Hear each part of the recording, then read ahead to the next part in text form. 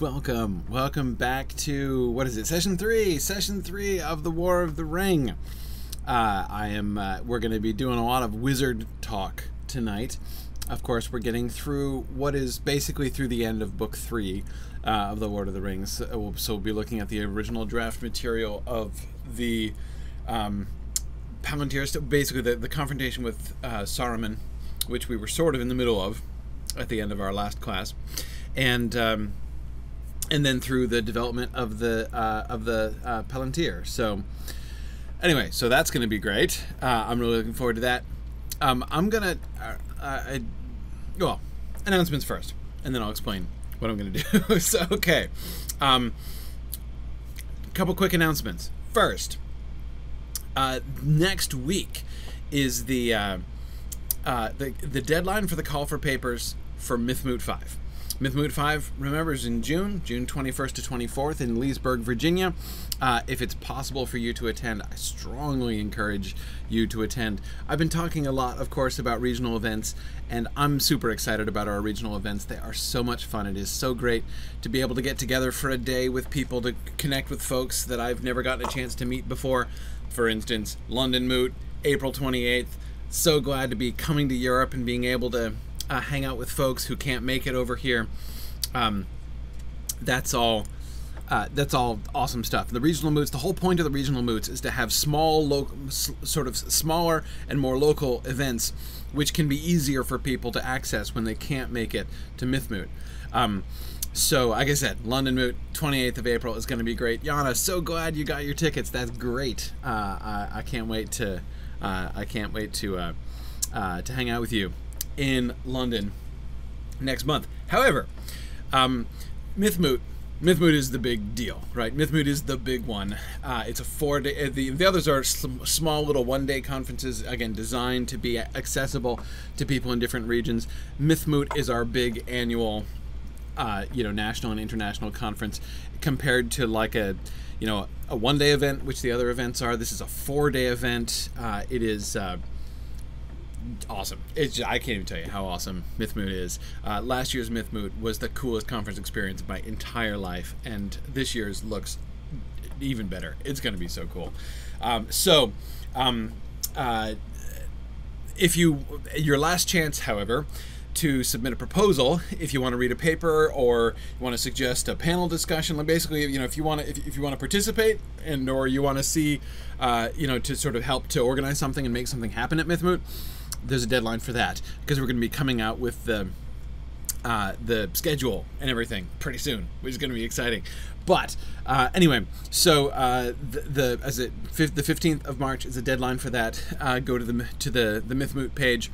Just go to the signumuniversity.org page, scroll down a bit, you'll see Mythmoot there on our events section, and you can click there and get all the information you need on the call for papers there. So that's coming up this next week. And don't forget about London Moot. If you're in Europe, you should come, because it's gonna be great and easy to access and comparatively inexpensive and everything. And I can't wait to meet you if you're gonna be able to come.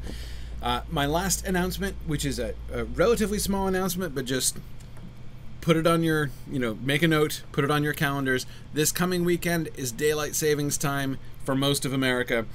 If you are not in most of America, if you are in another country, or if you are in Arizona or Hawaii or one of the few other places in America that does not change for daylight savings time, then to you the class is going to be at a different time starting next week. So please do take that into account. We in the rest of America, in most of America, move our clocks forward this coming weekend. So please do make a note of that. All right. So I just wanted to make sure to put everybody on guard for that. Okay. So let's get back into Gandalf and Saruman here.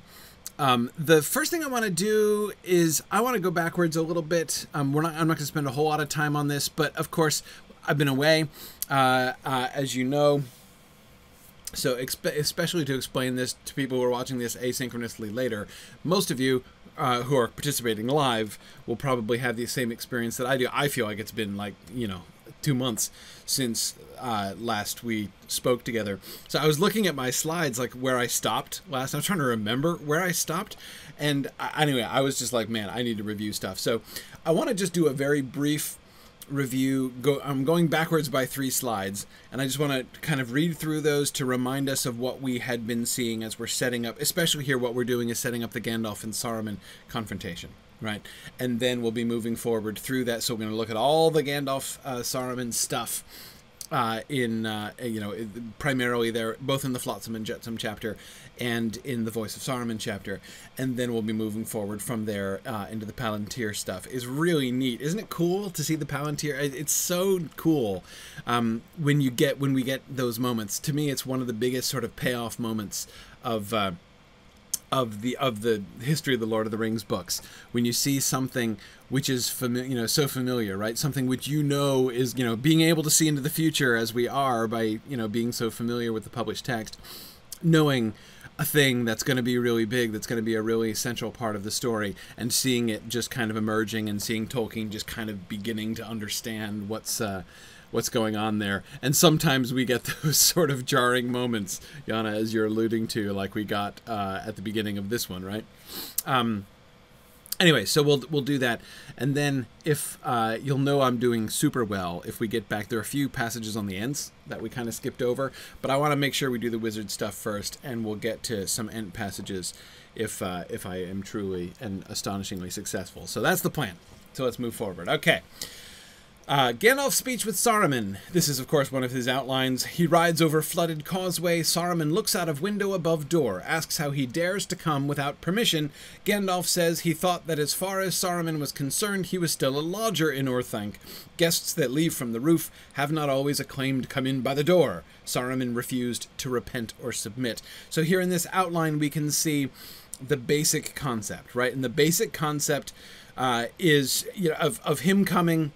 And so the central concept of this outline, right, is about Saruman's attitude, right? He's going to look out the window and ask how Gandalf dares to come without permission, right? So he's going to kind of try to take the high road with Gandalf. That's the initial concept.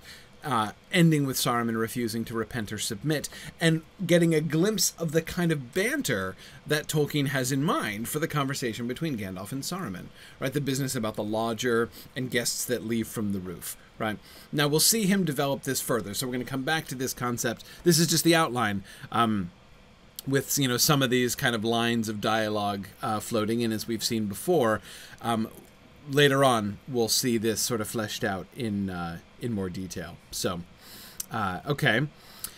Then we have the, Tolkien thinking about, in some of his notes and in some of the dialogue that we're getting there in Flotsam and Jetsam, especially between Aragorn and Gandalf, with Aragorn and Gandalf, we're seeing him thinking about the big picture for Saruman, right? What's going on with Saruman. So, Theoden thinks a Nazgul may carry him off, Saruman, that is. Let him, says Gandalf. If Saruman thinks of that last treachery, cannot pity him for the terrible fate that awaits him. Mordor can have no love for him. Indeed, what he will do, something say that this must be clear to Saruman himself. Would it not be more dramatic to make Saruman offer help? Gandalf says no. He knows that if Mordor wins, he is done for now. Even the evidence that he had made war on us won't help him. Sauron knows that he only did so for his own ends, but if we win, with his belated help, he hopes to re-establish himself and escape punishment. Gandalf demands his staff of office. He refuses. Then Gandalf orders him to be shut up as above. They rest the night in the ruins and ride back to Eodoris, which it still is. Feast on evening of the return and coming of the messenger. That ominous dark visage man should end this chapter. Okay, again, so this is the notes now. Yeah, Stephen, it is interesting that Gandalf can't pity him, right? That is kind of interesting, right? He's clearly saying that, Saruman has brought it on himself, right? Saruman is in trouble, but he's brought this trouble on himself. This question of, is Saruman actually gonna offer to help, right? and it's an interesting rationale. Gandalf, sort of in his outlines here, Tolkien is arguing that Gandalf will argue that the only way, that basically that's Saruman's only good option here, right? One way or another, Sauron is done with him. Sauron knows that he is intended to betray him. Even the fact, Sauron is not even going to be able to go to him and say, "Hey man, I'm part of the team, right? Here I was, like I lost, it's true, but I was a team player. I did my part and they beat me, and what else could I do?" It's not going to work, right? Because Sauron is going to know the only reason he attacked was not out of loyalty to Sauron, but in fact pursuing his own ends. So therefore, it would seem that the only option open to Saruman would be to come over to the good guys. But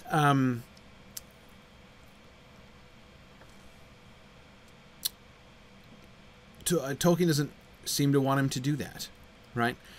It's interesting that he toys with it because it would be more dramatic to make Saruman offer to help. I'm trying to figure out what exactly Tolkien in his notes means by dramatic in this context.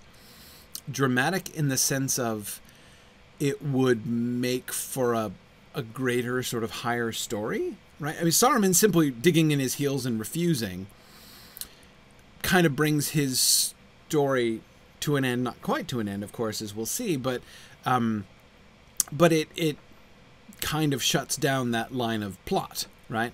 And it's not very dramatic, right, for Saruman to just be like, "No, I'm not going to come out," and him stay in his tower and then everybody go away, right? So certainly having Saruman come over to the good guys, especially with the fact that there's going to be if he did that, be all kinds of uncertainty about the genuineness of his offer, and is he going to betray them again and everything. So it certainly opens up more kind of dramatic angles for further storylines in the future. But I'm not sure that that's what he meant by dramatic. Margaret, it may just be that he's saying that it would make for a more dramatic scene here, right? Rather than Gandalf just saying, "What are you going to do?" and Saruman saying, "Hey, I want to help," or whatever. "I'm not going to help. Go away." And so I mean, it certainly would make this conversation more dramatic. So I'm not really sure exactly what he means by that. James, you are right that the phrase "staff of office" is a really interesting one, right? Is the staff that Saruman is wielding the staff of the head of the council? Is there a special staff that goes along with being the white? I don't remember. Wizarding was a profession, right? So, I don't really know. John Moss is wondering if it's sort of wishful thinking for redemption instead of having Saruman be the Judas. Yeah, I mean, that would be dramatic too, right, John? I mean, that's another sense in which it would be more dramatic, right? More dramatic if he actually does repent. If Saruman makes good, that's more dramatic too. It's certainly a bigger story, a better story, right? In the end, he decides against it, clearly, but yeah.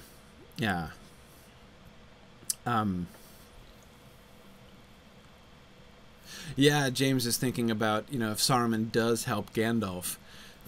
James Stevens is thinking about the kind of parallel between Gandalf's relationship with a repentant Saruman and Frodo's relationship with Gollum as guide, right? Both of them would have this sort of, helper that they can't trust. And I mean, it's not the same situation, clearly, but it's, I mean, I agree that there are sort of interesting parallels there. Okay. All right. Keeping going. This is the slide I believe we ended on last time. So here we have Aragorn pitching in with his thoughts on these same questions about Saruman's plight. Gandalf ought not to have much difficulty in convincing him that a victory for Mordor would not be pleasant for him now.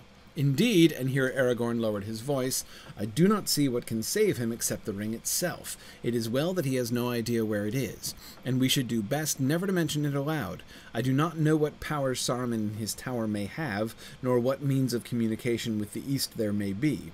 From your tale it is plain that he thought one of you was possibly the ring-bearer, and Sauron must therefore have the same doubt.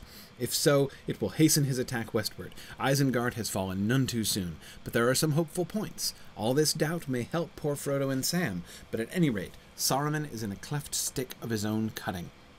So Aragorn's focus here on the ring, and we, this is what we talked about at the very end of class last time, that Aragorn here makes explicit stuff that is not made explicit in the final text, but I'm not sure is not applicable still, right? It's just that Tolkien doesn't have them actually say this stuff. That Saruman knows that the ring is borne by a hobbit is clear, right? In every version of the text, that's clear. So Saruman believes that he had captured, right? That he briefly had the ring bearer.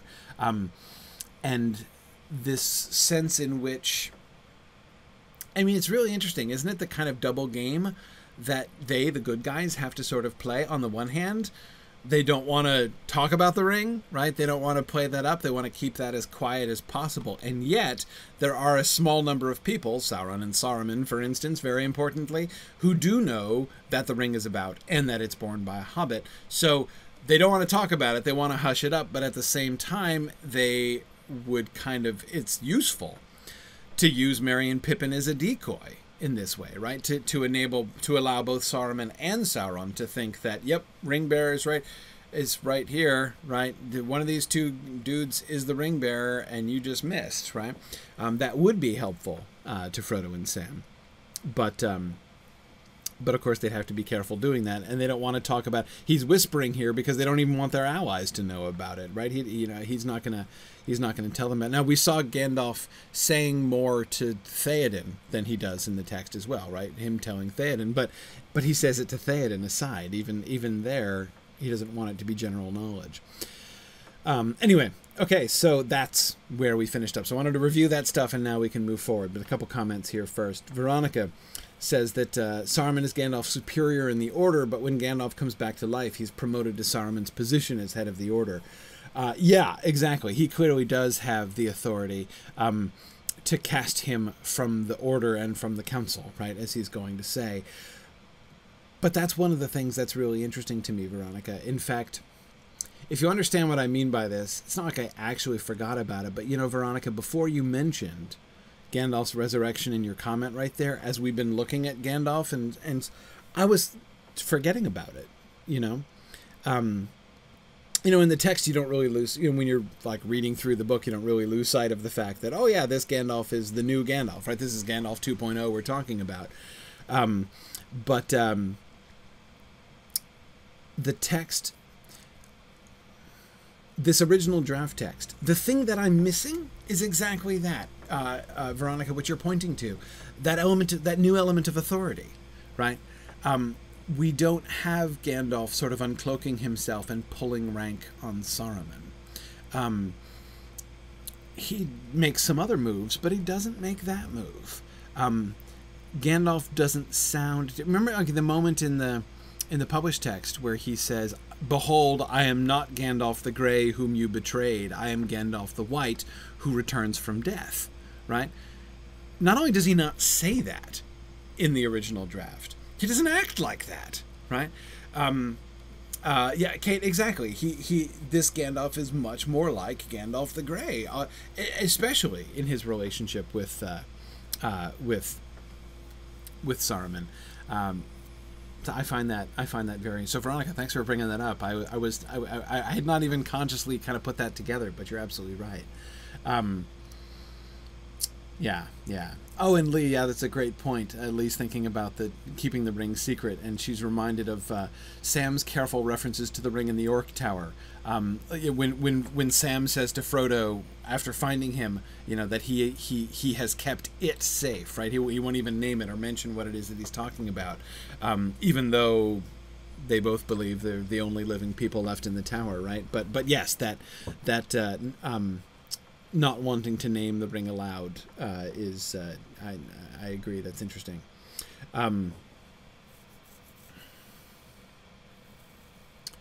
Yeah. Yeah,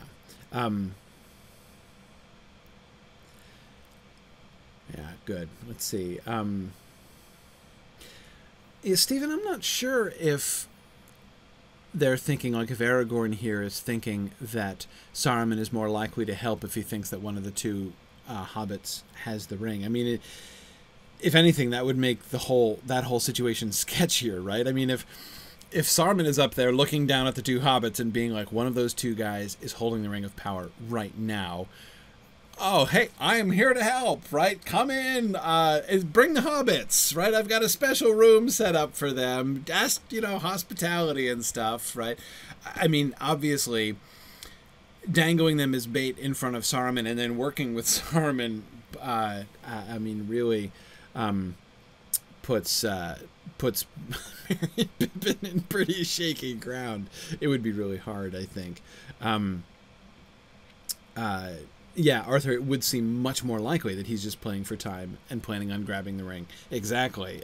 So I would think that if they really did try to play up that move, it would make it almost impossible to trust him, right? So would it make him more likely to want to work with him? Yeah, but what would be gained? Yeah. Yeah, good. Okay, Stephen is asking, are they not just wanting Saruman to report to Sauron that the ring isn't there, or what else do the good guys gain by having Saruman think that the ring isn't there? Or wait. Hang on. Stephen, I'm not following here. Are they just not wanting Saruman to report to Sauron that the ring isn't there? Yes, they would want him not to do that, right? They would want Sauron not to have a confirmation that the ring is not there, right? Or to have Saruman confirming that he's not there.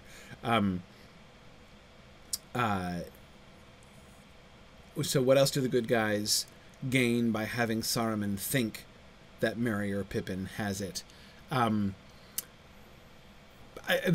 number one thing, Stephen, is if they can convince the bad guys that Merry and Pippin have the ring, then they serve as long-distance decoys, the distance being the key thing, right? Pay no attention to the hobbits that are approaching Mordor, right? Because the ring is totally way over here at Isengard, right? That's absolutely where the ring is. Yeah. Yana, you're right about that. Yana says he has this delightful image of Saruman leering at Merry and Pippin smoking smoke rings, blowing smoke rings on the ruins of the Ring of Isengard. It's so true, right? If Saruman can see them from a distance, right? That idea, Saruman is standing there. The frustration of Saruman sitting there in his tower, looking out the window, seeing the hobbits from afar, right? I think like the Ring of Power is right there, and because of the stupid ends, I can't get it. It's like in view, right? So near and yet so far. Oh man, yeah, that is, and smoking his own tobacco, right? To boot, Yana, yeah, absolutely. That is incredibly taunting. That whole concept. All right, so let us move forward. Gandalf says that he was probably in a great taking, thinking that the ring might have gone to Eodoras, and meant to blot out Theoden and all his folk before they had time to do anything about it. But there were one or two bits of essential information he lacked: the return of Gandalf and the rising of the Ents. He thought the one was finished for good, and the others no good. Old slow-witted back numbers. Two very bad mistakes. Anyway, that is what he did. I saw them go, endless lines of orcs, and squadrons/troops of them mounted on great wolves. A Saruman notion, and whole regiments of men too.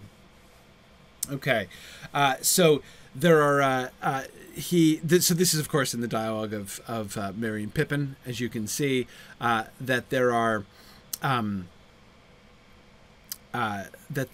no, Mike, the orcs did not search Merry. Remember, the orcs were forbidden to search Merry and Pippin. They have not been frisked. They were told to bring them undisturbed, as they are, to the tower. In fact, when Grishnak, he does start pawing at them, right? He does start frisking them, essentially, in the dark right before he takes them off. And he's breaking the rules by doing that. So, yeah.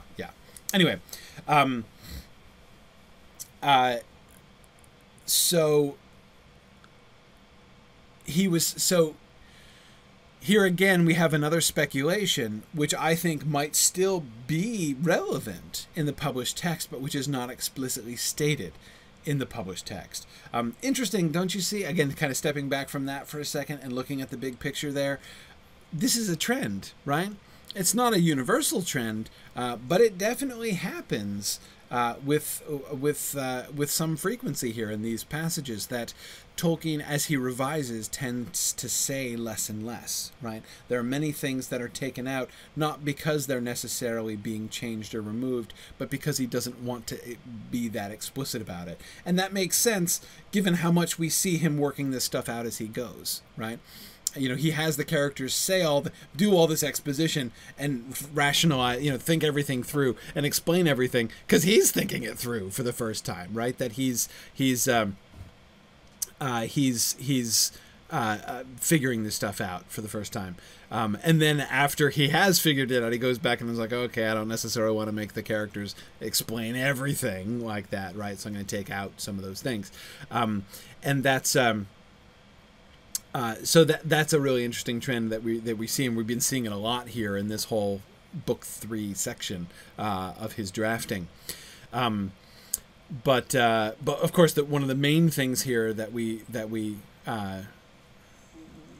one of the main examples of that we see here in this passage is the fact that the reason that Saruman moves against Theoden the way he does, the reason the Battle of Helm's Deep happens in the first place, is that he thinks the ring might have gone to Edoras, right? He thinks that Theoden might have the Ring of Power, and he wants to strike down Theoden before they had time to do anything about it, meaning had time to do anything with the ring, right? To learn how to use the ring, to take the ring, find out what it is, learn to use it against Saruman.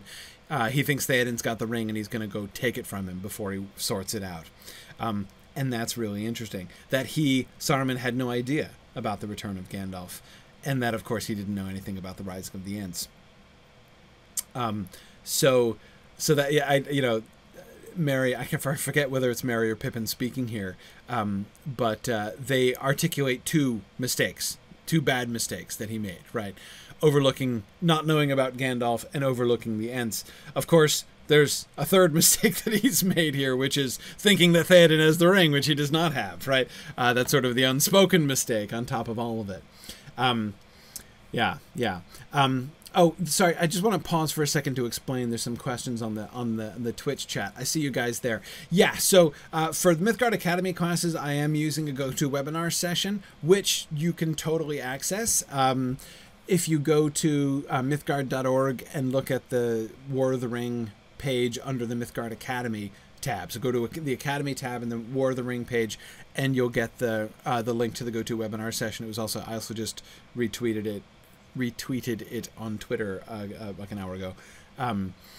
Click on the link there and you can come into the webinar, and then I can see comments from people there. Those are the majority of the comments that I'm answering here. But I can also see your comments on the Twitch chat, so if you want to post questions there, I can take those into account as well. So yeah, it's complicated because I'm broadcasting in like 2 or 3 different places, as is kind of common nowadays, but just to explain how it's working for you guys. Okay, so Stephen, you were right. At least Saruman does not get involved in a land war in Asia, but other than that, he's made most of the most serious mistakes that he possibly could. Kimber's asking, "What is a great taking?" That just means he's was really upset, right? He was all in a he was all bebothered, right? Is how I would translate that. So yes, there was Saruman all hot and bothered, thinking that the ring might have gone to Edoras.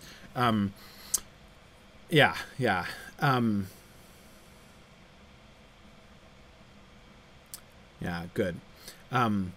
Exactly, Tony. Saruman strikes too quickly in the same way that Sauron will. Indeed, Tony, it's hard for me to think that what we're seeing, and especially the that you could say in a sense that Tolkien is not going to just cut this kind of exposition, right? This kind of explanation. He's just going to remove it to the final debate of the captains after the Battle of Pelennor Field, right? Applying it to Sauron instead of to Saruman, because it is very parallel. Now, again, the parallel remains in the published text. I mean, I think that this line of thinking is likely true, and there's even like some much vaguer hints that it is in fact true. It's just they're not going to spell it out in this same way. Yeah, he just doesn't want to explain the same thing twice, Tony. Exactly. Yeah, good. And so, yes, John Caldwell, you're right that this does presume that Saruman thinks that Merry and Pippin went to Eodaris. Yes, exactly. Well, because remember, John, he knows two things, right? A, he knows his orcs captured Merry and Pippin and hauled them most of the way to Isengard. But he knows, B, they didn't make it. And he knows what happens to his orcs, right? He knows that his orcs were defeated by Éomer and the Rohirrim, right? He doesn't know that the Ents are in the equation at all. And again, remember, this is also still suggested in the sort of the further steps aren't articulated. But remember, even in the published text in the White Rider chapter, Gandalf confirms that he thinks that Saruman has come out to see that it was Saruman snooping around to find out what happened to the orcs, and to see if he could find Merry and Pippin himself. But unlike Aragorn, Saruman does not. He has no woodcraft. Remember that line? Meaning he couldn't read the signs. Aragorn was able to read the signs, find Merry and Pippin's footsteps, and piece together what happened and how they escaped from the battle and where they ended up. And that's how they go to Treebeard's shelf and meet up with Gandalf there.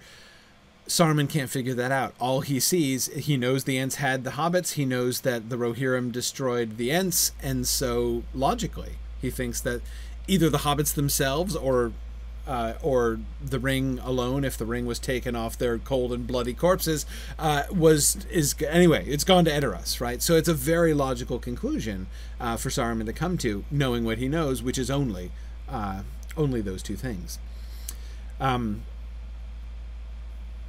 Yeah, good. And James, you were absolutely right that this parallel between James Oakley, I should say, there are two Jameses as usual, sometimes three, participating in our discussions here. But anyhow, yeah, so as James Oakley says, Saruman follows Sauron down the same ruinous path, and we can even see that emphasized, of course, with the west winds that blow them both away, absolutely. So seeing the parallels in their thought processes and what leads to their downfall, it's a very Tolkienian model to have that kind of parallelism. Yeah. And Tony, I agree. He did see the three hunters as well, right? And he knows that they went to Edoras too. So yeah, I mean, everybody involved went to Edoras, right? Where else are they going to go? Because of course he doesn't know about the Ents. So absolutely. Yeah. Okay. Yep, that's what I want to talk about there. Okay. I love this part. I don't know what Saruman thought was happening. This is, of course, still in the Hobbit's account of the attack on Isengard. I don't know what Saruman thought was happening, but all that I have seen since leads me to think that either he was never really a first-class wizard, not up to his reputation, which was partly due to Isengard, and that was not his making to begin with, or he had been deteriorating, relying on wheels and whatnot, and not on wisdom. And he does not seem to have much heart in any case. Certainly he had not been going back in plain courage. The old fool had really become dependent on all his organized slaves. He had a daunting way with him. Power of dominating minds and bewildering or persuading them was his chief asset all along, I fancy. But without his armies to do as he commanded, he was just a cunning old man, very slippery, but with no grit. And the old fool had sent his armies off. Again, you'll recognize this passage from the published text, but again, see how much more is being said here than is ultimately going to be said in the published text. Yeah, Lee, that the business about relying too much on wheels is really interesting, right? You know, the idea that Saruman has a mind of metal and wheels is an accusation that Treebeard makes from the beginning. I'm pretty sure that that line is in the draft text of the Treebeard chapter, that he has a mind of metal and wheels. But this idea, Lee, as you point out, of him relying too much on the wheels, right? And this was the thing that I loved most. My subtitle for this slide is "There is wisdom in wisdom," you know, and of course I was in the phrasing I'm thinking of and recalling Treebeard's comments. Right, there are ents and ents, you know, but it's particularly important here because wisdom.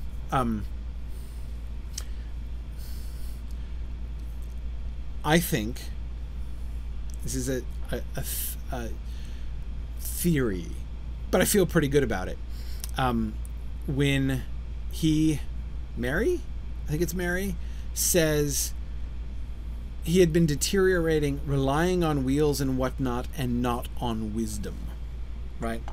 I think that Tolkien this is a joke. This is a pun, right? But it's an Anglo-Saxon pun. Saruman, is an Anglo-Saxon word. His name means wise man, but wise in the sense of like cunning, right? Clever.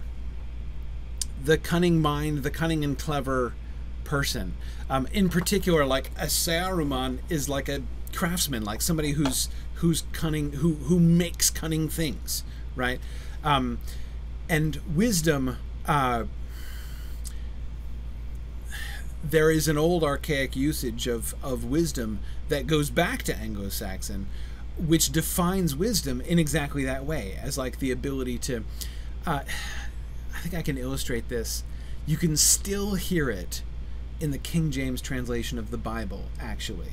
The passage I'm thinking about, if you read in the King James translation of the book of Exodus, after the commandments and stuff are given, and it's time to make the Ark of the Covenant, right? It's time to build the tabernacle and to make the Ark of the Covenant. And God has given all these instructions, right? You know, mapped out exactly what the tabernacle and the Ark of the Covenant are supposed to be like, right? He's got a full list of, you know, Moses has a full list of instructions, and then God tells him to find wise men, right? To find men with a wise spirit who are able to do this, right? So he's got to find craftsmen actually to construct the tabernacle and the Ark of the Covenant. And again, it's even in the King James translation, it's the word wise is used, like find wise people in order to do this.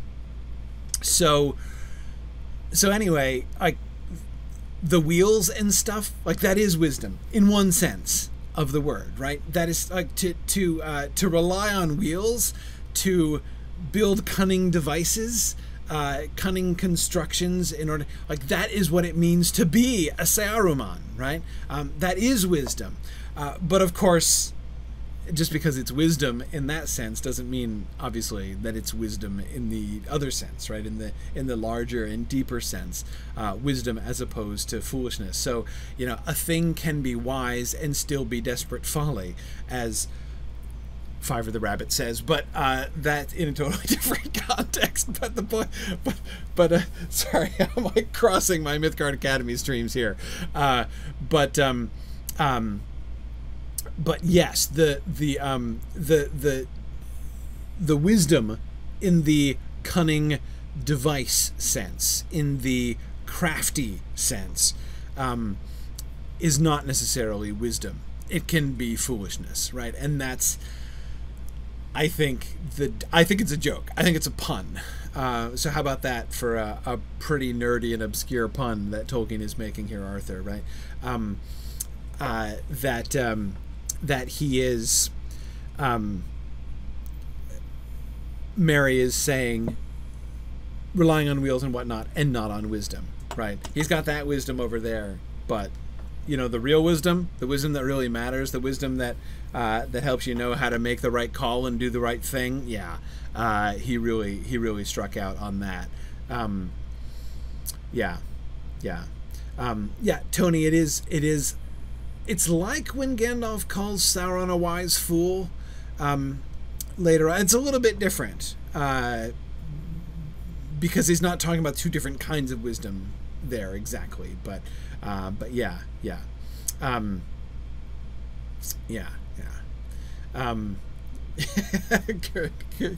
Karina, I'm glad you're enjoying my my explanation of this passage, which was involving both the King James and Watership Down, and I'm not sure necessarily helped, but anyway,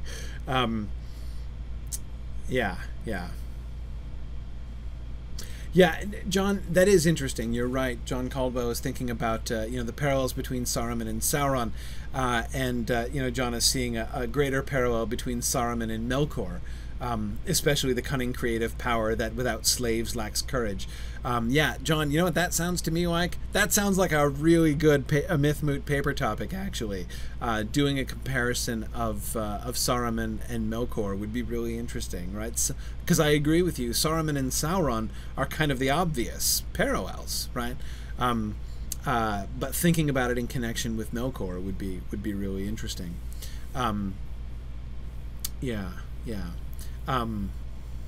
And yes, Lee, I do think that we do have a second pun of an even more direct kind, because it doesn't have to go all the way back through Anglo-Saxon.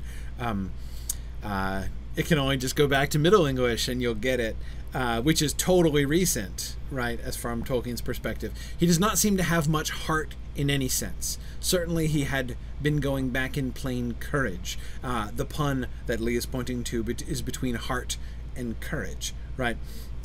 If you think about cœur, the French word is what Lee is thinking of, but of course courage in Middle English works too. Just your courage, your spirit, right? I mean, that's that. Heart, in the sense in which it's often used. Courage is like heart would be a pretty good modern English translation of the Middle English word courage, which was a favorite word of Chaucer's. Those I agree that he's kind of here he's not playing on it so much as sort of expanding it, or it's more of a synonym than a play exactly. But yeah, that clearly works. Good. Stephen Cover says, so the Tin Man and the Lion were after the same thing. Yeah, they absolutely were. In fact, Stephen, I've actually often thought that when watching The Wizard of Oz, and I'm like, one of them is wanting a heart and one of them is wanting courage. Yeah, like you don't even need Middle English to be thinking that, like, they're kind of like the distinction there, like the distinction between the brain and the heart or the courage makes sense, right?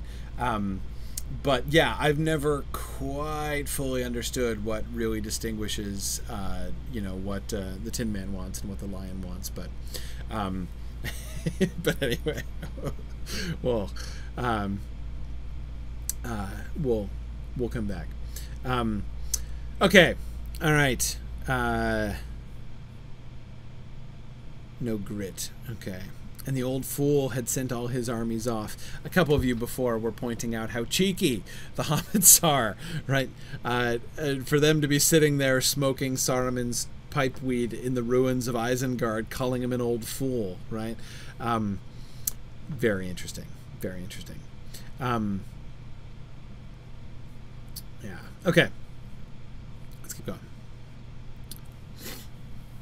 We should have been far more anxious. We should have been far more worried and anxious about you, I expect. Only it was difficult, what with Treebeard and Gandalf, to really believe you would come to grief. Again, this is the hobbits finishing their, and they're like, so the armies went off to fight you, right? And here they're focusing on how, like, oh, Saruman was like nothing without his armies. He sent his armies away, as if he just put them, tossed them aside, right? As if they were going to waste his armies.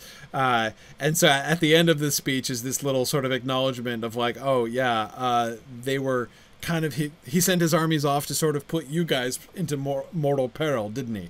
But with the explanation, we should have been more worried and anxious, I expect, only it was difficult, what with Treebeard and Gandalf, to really believe he would come to grief.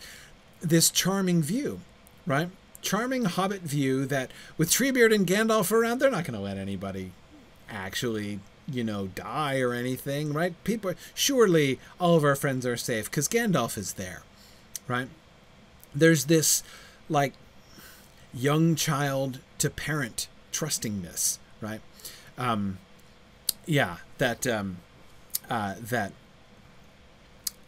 we see the hobbits showing towards Gandalf there. If Gandalf's there, everything will be fine, right? Nothing bad could possibly happen.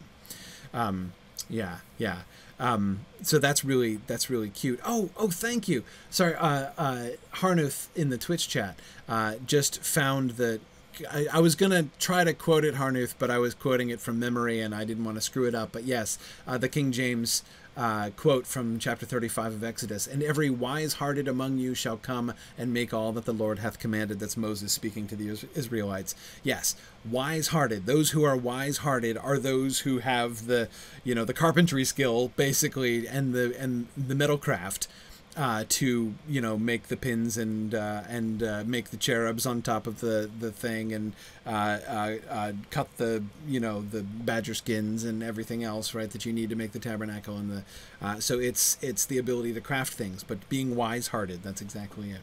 Hey, look, Laura, that brings our two puns together, right? Wise and hard. How about that? So yeah, thank you for that, Harnuth. Okay. So here's trusting Gandalf.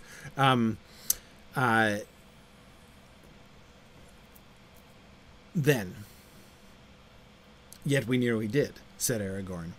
Gandalf's plans are risky, and they lead often to a knife edge. There is great wisdom, forethought, and courage in them, but no certainty. You have to do your part as it comes to you, or they would not work. Really, again, this is another one of those things, I think, which doesn't change. I don't think that anything in here is removed conceptually from the published version. They just don't say it out loud, right? I can't imagine you guys would really have come to grief with Gandalf there. And Aragorn says, yeah, almost happened, though, right? And it's not just that, like, okay, kids, Gandalf can't prevent bad things from happening, right? Even with Gandalf there, one or all of us might have died, even had the battle still been won, right? But it's not just that. He says much more than that. Gandalf's plans are risky and they lead often to a knife edge. That is to say, if we follow Gandalf, far from being sure that we can never come to grief if we follow Gandalf, if you follow Gandalf, you are likelier to come close to grief, right? You're going to be put at risk. And if you follow him, you're going to be led to the knife edge. His plans, he has wisdom, forethought, and courage, but no certainty. If you follow him, you are likelier to die than not, right? And that's a really fascinating thing for him to say. You have to do your part as it comes to you, or they would not work. His plans, right? Gandalf's plans would not work if you don't do your part. So notice he adds another thing there at the end, right? So again, not only is it no guarantee, it's the opposite of a guarantee, right? If you follow Gandalf, you're going to be doing riskier, more dangerous things. You're going to be more likely to come to grief, in a sense, right? And what's more, the success of Gandalf's plans relies on you. So far from being able to just sort of sit back and say, far from just having to, from being able to sit back and say, it's okay, I'm safe because I'm with Gandalf, right? Not only are you not, can you not just kind of assume you're going to get swept along in Gandalf's wake, but rather Gandalf's plans are going to rely on you, right? And if you don't do your part, so not only are you not safe, not only is Gandalf actually going to put you at risk rather than protecting you, but you might cause Gandalf's plans to fail, right? If you don't do your part. So it's a big, he's really sort of shakes up the certainty here a lot. Yeah. Yeah, good. James, it's a wonderful illustration, right? James Liebeck. All three Jameses are here tonight. James Liebeck says, we gathered there was a great battle going on, or soon would be, and that you were in it and might never come out of it, right? Yeah, that's what they say in the published text. So we can see them expressing some, the idea that they're not worried or anxious because they're with Gandalf. We don't see them articulating that, right? So he seems to have pulled back a little from this statement of confidence by the hobbits. And yet, James, that's all we get, right? We don't get any of this explanation following this up. Yeah. Bruce Heitbrink asks a great question. What previous experience does Aragorn have with Gandalf's plans leading to the knife edge, right? Something like the hunt for Smeagol would be one possible option, Bruce. There's also lots of implications. There are a couple times when Aragorn suggests that, thinking, for instance, of the times when they're in doubt, right, in Moria, and Aragorn is reassuring them in his Cats of Queen Beruthiel speech, for instance, right? That he has been with him on many a journey, and he sort of talks about how we've been in lots of tight places, and Gandalf has always gotten us out. There are all these untold stories, right, of things that the two of them have done together that, we don't never even really know about. Anyway, yeah. We don't really. It is a really interesting question to think about, Bruce, but we don't really know too much about it. Bruce, I kind of wonder. It's not mentioned, right? But I have to think the Thorongil stuff was kind of Gandalf's idea, right? Gandalf has to have been involved on some level with the whole Thorongil thing.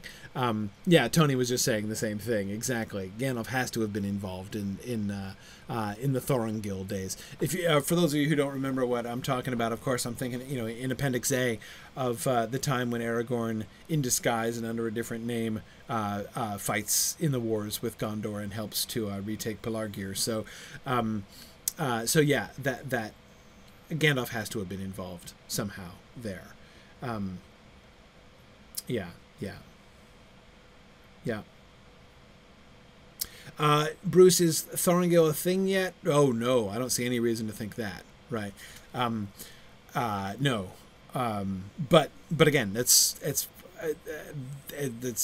not really my point. I don't think there's any evidence that there's been any other adventures at all. I don't think there have to be, right? When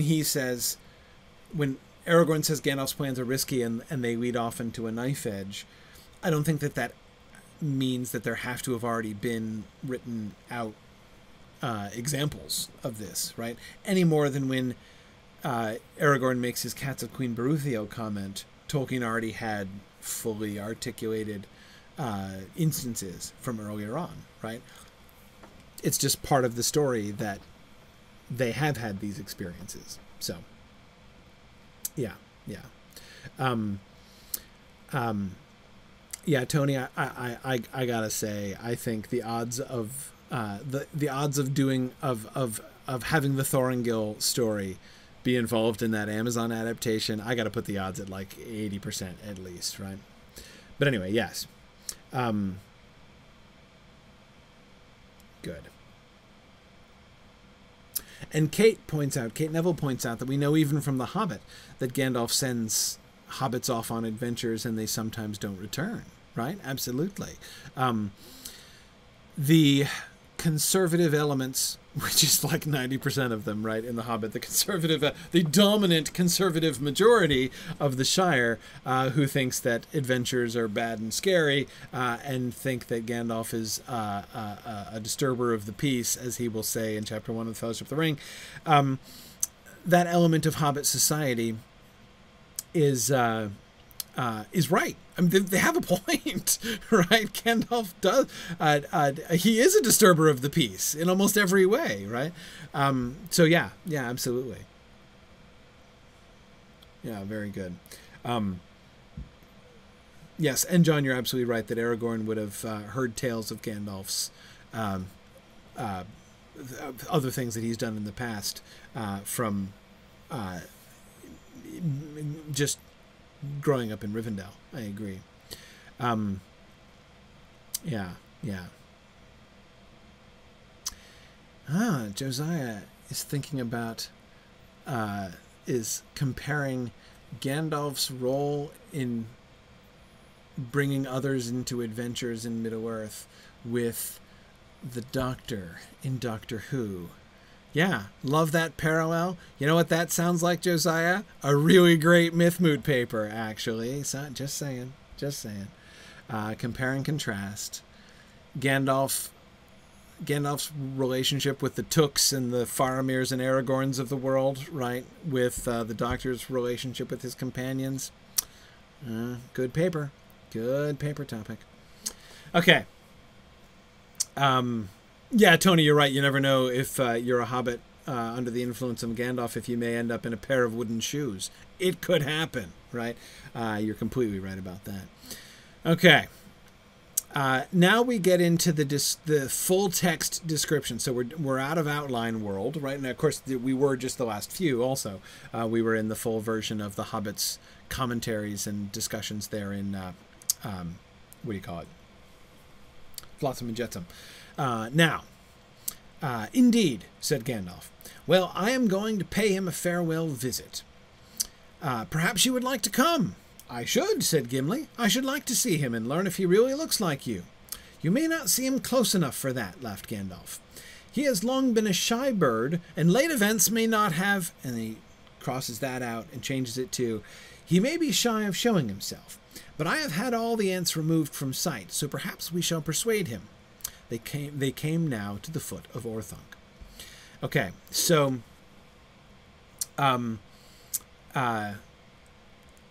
Mike, the difference between Flotsam and Jetsam, this is actually, it's actually interesting to think of this in the context of the chapter, right? Flotsam is stuff that is, so jetsam is stuff that is jettisoned out of ships, like, so stuff that has been thrown out of ships. Flotsam is just floating bits of wreckage and stuff like that. So there actually is a difference between flotsam and jetsam, and it's actually relevant in this chapter, right? As the pipeweed is flotsam, right? Because it's just stuff that is randomly floating on the thing. Whereas, of course, the Palantir is going to be jetsam, right? That's going to be thrown out the window at them. So it's actually kind of fun, right? Anyway, okay.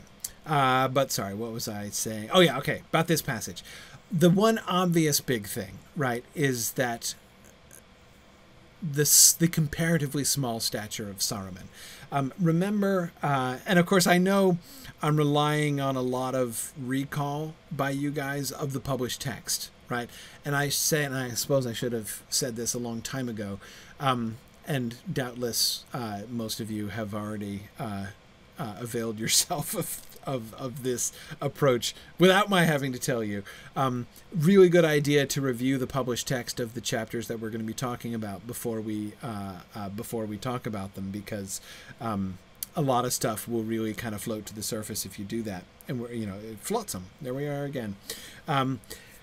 But anyhow, you may recall from the published text that when Gimli expresses his desire to see Saruman, and the reason for it, which is that he wants to see if Saruman does in fact look a lot like Gandalf, Gandalf says to him, and how would you, I wish to learn if he really looks like you.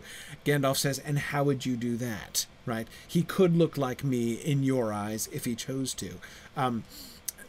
So immediately Gandalf takes the occasion to say, don't take this lightly. Don't make assumptions. He can deceive you. He can make you see and hear what he wants you to see and hear. And he says that he may be shy of showing himself to so many at once, right? No hint of that, right? Notice that Gimli, in saying, I should like to see him and learn if he really looks like you, which is kind of fairly lighthearted, right? A lightheartedness which Gandalf cautions him for and semi-rebukes him for in his response in the published text. But not only does Gandalf not rebuke him for that lightheartedness, Gandalf himself is the one who begins and perpetuates the lightheartedness all the way through, right? I am going to pay him a farewell visit. Perhaps you would like to come. I mean, it sounds like he's inviting him to go over to somebody's house for tea, right? Like it was a Wednesday afternoon or something. And Gandalf laughs in response to Gimli's comment. And we even have Tolkien having the impulse to have Gandalf make a joke about it. He has long been a shy bird, right? And, you know, so he's going to, and late events may not have, and I get the impression he's going to play on the bird thing, or he's going to continue the bird joke there. And he does decide, Tolkien does decide to pull Gandalf back from the flippancy, right, from making jokes. But he's still not speaking very gravely. He may be shy of showing himself, right? Perhaps we shall persuade him to come talk to us. So, I mean, there is some ridicule of Saruman and his distress here, Brian. So I agree that maybe he thinks that the lightheartedness of Gandalf's comment there is inappropriate in more than one way, possibly. But yeah, this is the whole thing. It just sounds very informal, right? Nobody, even Tolkien, seems to take Saruman really seriously here, right? James Oakley says Tolkien got the better of his mirth. Right? Yes, exactly. So look how Saruman talks, and more importantly, how Saruman's talk is described in the first version of this scene. The window closed. They waited. Suddenly another voice spoke, low, melodious, and yet it seemed unpleasant, changed to unpleasing. Its tone was scornful. This was changed, probably at once, to low, melodious, and persuasive. Yet now its tone was of one who, in spite of a gentle nature, is aggrieved. Really interesting evolution here, right? First impulse, that his voice is low and melodious. Low and melodious is consistent all the way through, right? So his voice is melodious and yet seemed unpleasant. I take the shift from unpleasant to unpleasing. My suspicion there is that that's merely just trying to explain what he meant, right? This is not a change of concept, but like melodious but unpleasant seems like a contradiction, right? How can it be both unpleasant and melodious, right? Unless it's a melody that's really annoying or something like that. But anyway, so he seems to be clarifying, by unpleasant, I mean unpleasing, right? It's melodious, but my response to the listener's response to it is a negative one. Why would they have a negative response to his low and melodious voice? Because it's scornful, because it's tone, right? But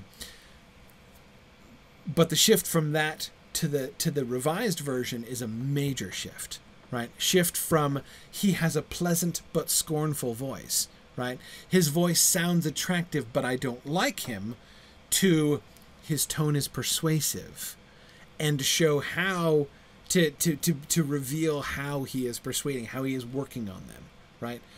Of one who, in spite of a gentle nature, is aggrieved, right? We can see that the very tone of Saruman's voice is already now painting these kind of pictures in the minds of the hearers, right? And that's very different from, let me explain the way in which it was unpleasant. They didn't like it because he sounded like a snob and a jerk, right? Which was that first response.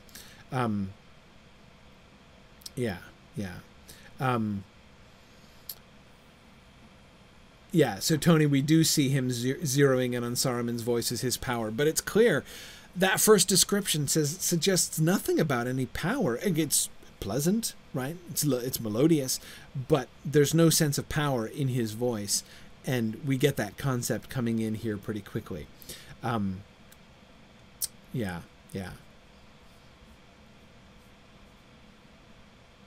Well, said Saruman, you have a voice of brass, Gandalf. You disturb my repose. You have come to my private door without leave. What is your excuse? Can I just say, that is such a gutsy move. And we've seen from his earliest outlines of the meeting between Saruman and Gandalf, and you'll remember that they've been going on for a long time, right? It was an early outline in which Tolkien was already picturing what the confrontation of Gandalf and Saruman would look like, right? And it's not surprising that it should be, right? As the fact that Saruman was holding Gandalf captive it didn't enter in the very earliest versions of the draft, but it's been in the story now for some time. And so since that's been kind of out there, right, there's obviously unresolved issues between Gandalf and Saruman, so that Tolkien has been looking ahead to the resolution of that particular subplot is far from shocking, right? And from the first of those outlines, we saw that he was contemplating having Saruman try to boldface it out, right? Even when Tolkien was envisioning originally no confrontation between Gandalf and Saruman until after the downfall of Sauron himself, which made sense because, of course, you'll remember from the Treason of Isengard that he was picturing the armies of Saruman and the armies of Sauron attacking together at Minas Tirith. So it's not until that battle that Saruman is defeated, right? So Saruman and Sauron would be defeated more or less at the same time in the original version of the story. So, of course, the confrontation wouldn't have come at this point. But anyway, okay.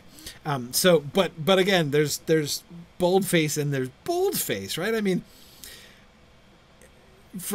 in his position, right? Not only the defeated person, but the guy who's obviously been in the wrong, right? He was caught out by Gandalf. He had to reveal his hand to Gandalf and hold him prisoner before, and now like he's been the organizer in general of these armies that has been trying to sack this whole country, and you have come to my private door without leave. What is your excuse? Oh man, like the way that he's trying to control the narrative here from the very beginning. Really, really remarkable.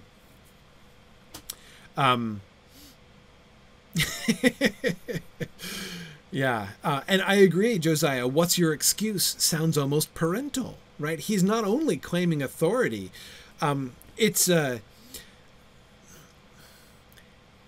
he's not only treating Gandalf as if he's the principal or the headmaster and Gandalf is the erring pupil, right?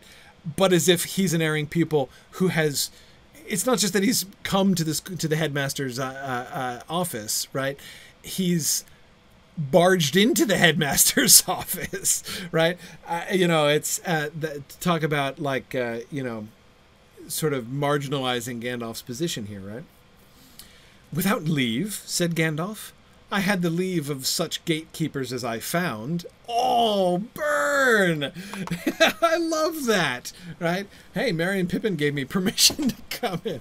But I mean, of such gatekeepers as I found, right? There were the delightful sort of multi-levels of burn in that statement, I think are really fun. But am I not a lodger in this inn? My host at least has never shown me the door since he first admitted me. Ooh, so again, sort of teasing and making, comparing his imprisonment to being a lodger in the inn. And again, think of the multiple layers of burn there too, right? You tried to hold me prisoner, right? But you didn't succeed anymore. You were more innkeeper than prisoner, right? Kept keeping me for a day and then I left at my pleasure, right? It's oh man. So not only were you a traitor and trying to be my jail warden, you failed at it horribly, right? But also by characterizing him as an innkeeper, right, as the host of the inn, that he's also showing bad hospitality, right? My host has at least never shown me the door since he first admitted me. Guests that leave by the roof have no claim to re-enter by the door at their will, said Saruman. And here we see him playing with that line that we saw in that the first outline of this on the very first slide I was reviewing tonight. His implication would appear to be like, I'm going to try to take, to get back at Gandalf by implying that by leaving rather than escaping from unjust imprisonment, by fleeing from the roof, by leaving my hospitality, by sneaking out through the roof, he's made himself more like a burglar than like a guest, and so he's the one in the wrong, not me. And so therefore you don't get an invitation back, right, because you left by the roof. Guests that are pinned on the housetop against their will have a right to knock and ask for an apology, answered Gandalf. What have you to say now? Oh, so what's your excuse, Saruman, right? Nothing, certainly not in your present company. In any case, I have little to add to my words at our last meeting.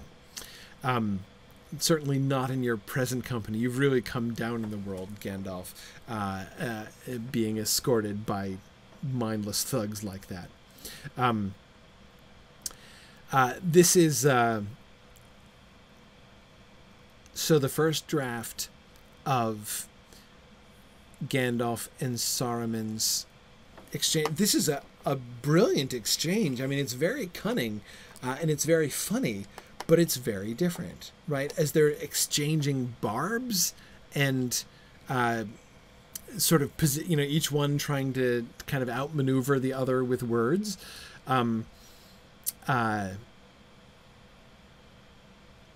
Is fascinating, right? But again, the Veronica, coming back to the point that you made earlier on, right? It's not about authority, right? Both of them are sort of trying to claim authority, but we don't get Gandalf is not playing the authority card, right? Gandalf is still having fun. Saruman is making a move there in that first paragraph, but he's not joking. Gandalf is joking as soon as he starts talking. Without leave? I had leave of such gatekeepers as I found. Ha ha, gotcha, right? It's like Saruman is trying to really maintain the upper hand, and Gandalf keeps twisting things around and saying, gotcha, oh, burn, Gandalf's having way too much fun in this exchange, it seems to me.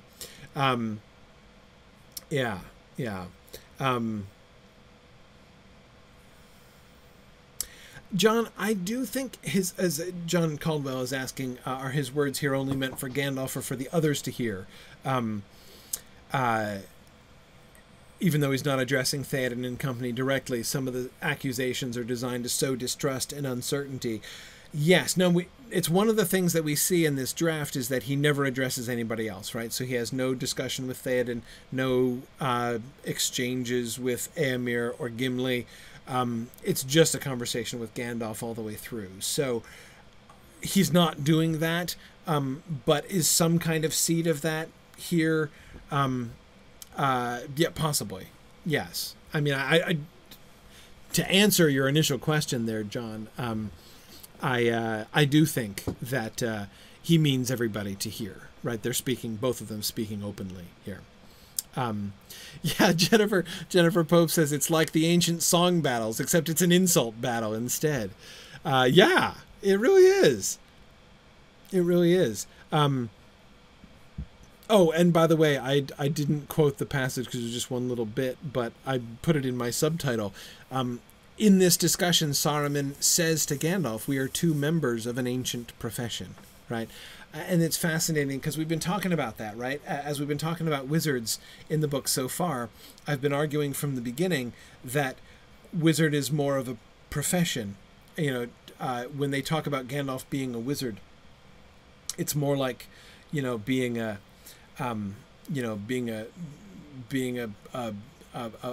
policeman or a physician, or it's your job, right? It's more of a job description than it is a racial sort of spiritual thing. To call him a wizard doesn't imply that he is from Valinor, right? It implies that he, is part of the Professional Wizards Association, and that's exactly how.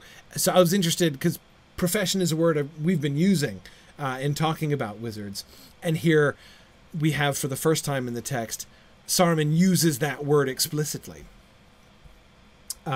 which is kind of cool. And yes, Megan, it does go back to the whole staff of office remark earlier on. Absolutely. It does. It's like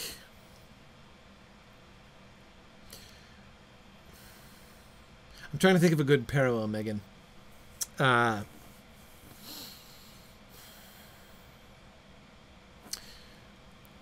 judge talking to the person who is the Chief Justice, right? They're both professionals. They're both in the same profession. One has a symbol of office, right? And that office grants him authority over the other. But he's been, found guilty of corruption, and he's being thrown out of office now, and he has to surrender his staff of office. It's more like that kind of thing, right?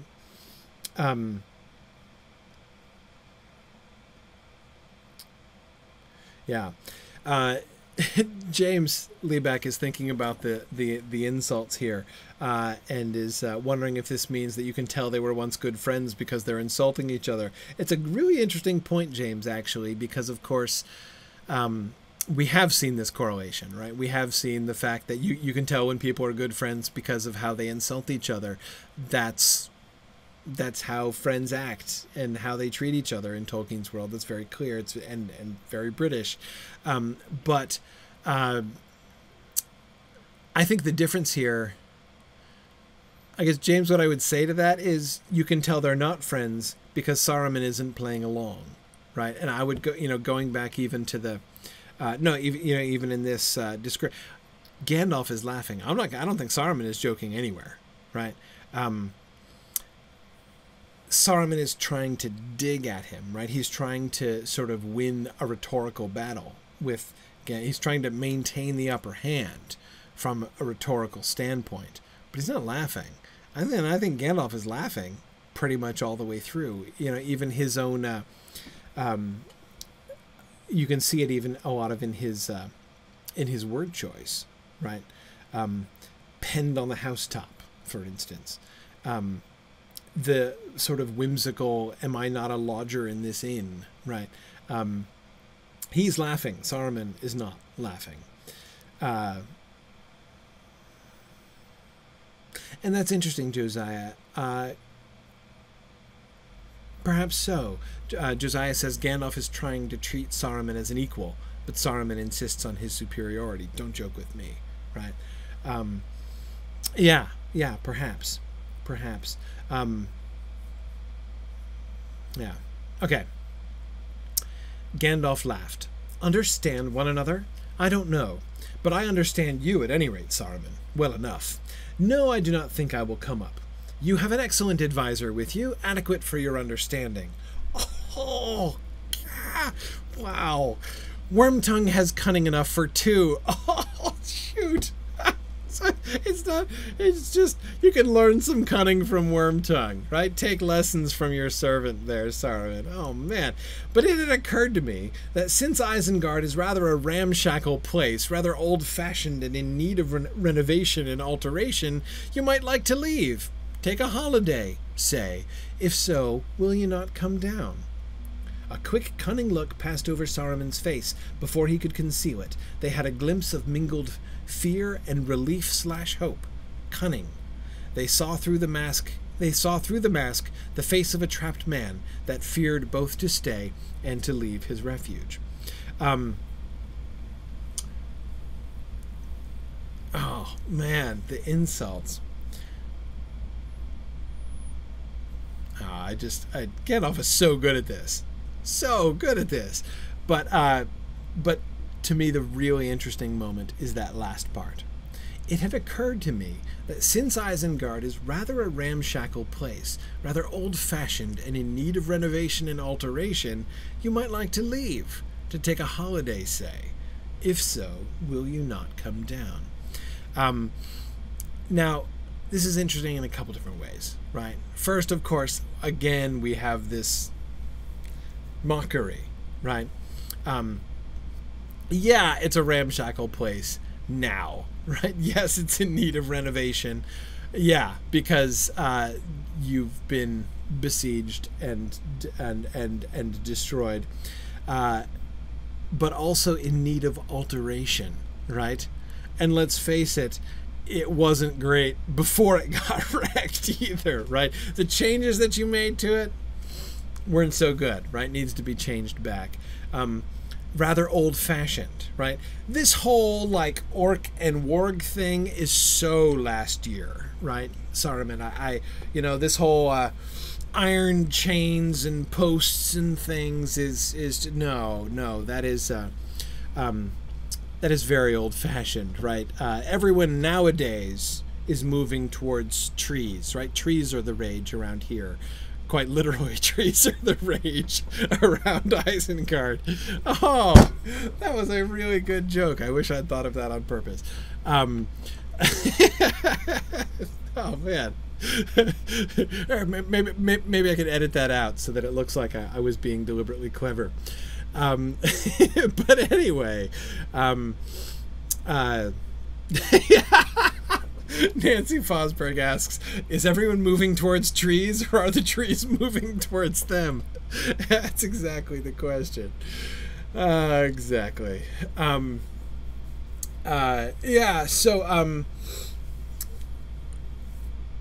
Anyway, not only do I love this humor and love this as another just delightful example of Gandalf hilariously mocking Saruman.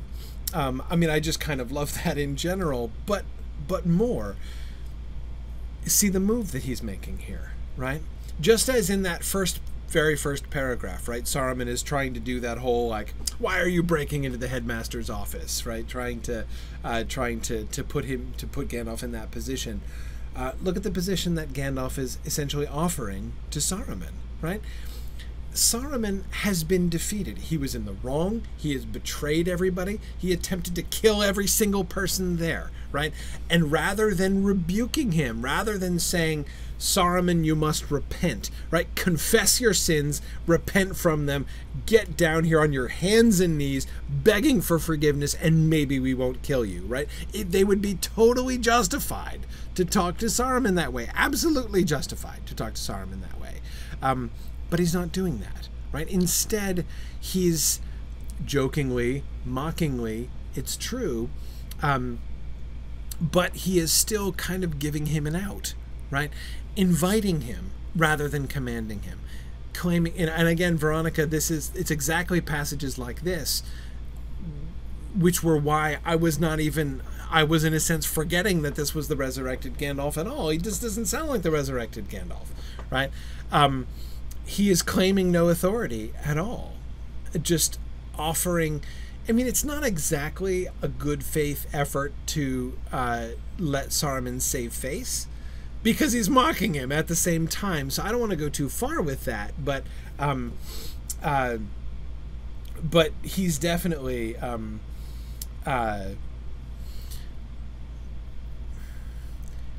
turning what could be a command into an invitation, right? Take a holiday, say.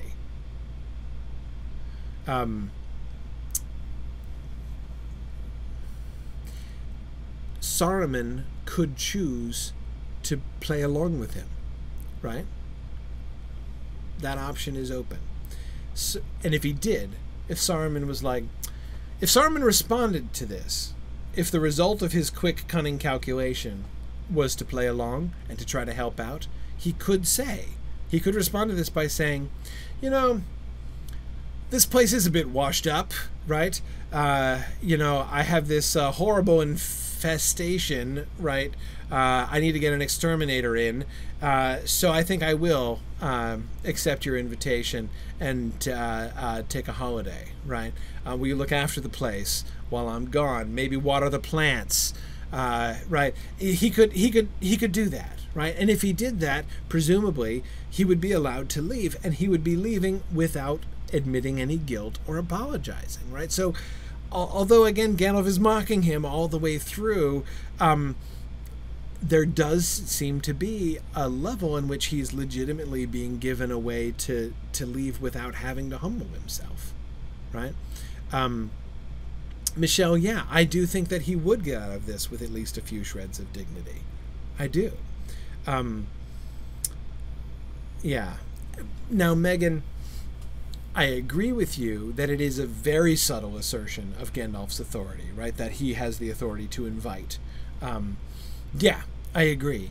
But as you say, very subtle, right? This is not, I am not Gandalf the Grey whom you betrayed, right?